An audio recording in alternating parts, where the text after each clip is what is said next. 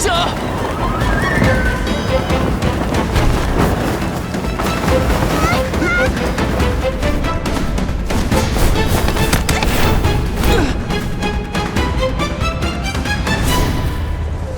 吓死我了！我们是不是已经死了？要不是你刚才突然起飞，我们就真的摔死了。我们还活着，太好了！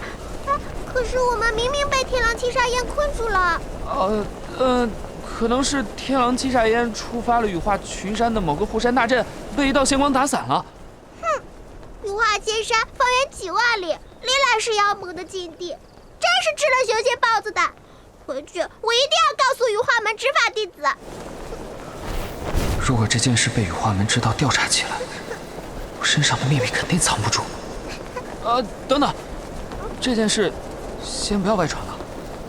我身份卑微，擅自骑着仙鹤飞离紫殿峰，难免会引起羽化门的责罚。也是，那这次就便宜这个坏蛋了。哼！这狼烟来的确实蹊跷。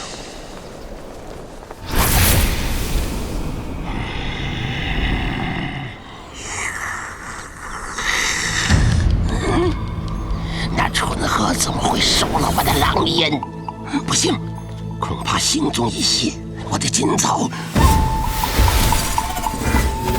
这位道友，你要尽早干什么呢？你这狼烟法球刀枪不入，飞剑不能斩杀。好啊，好啊！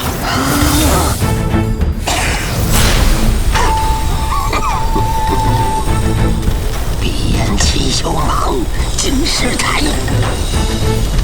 不过，看来你还是没有跨入神通秘境，否则也不必借助这七煞葫芦的法力悬浮了。我踏入神通秘境，那是迟早的事情。就算是神通秘境的人，只要不是神通五重天人境，凭我这七煞葫芦都可以战。但肉身境毕竟是肉身境。要不是你那羽化门丹房长老的老爹5年前帮你求了一颗阴阳万寿丹，你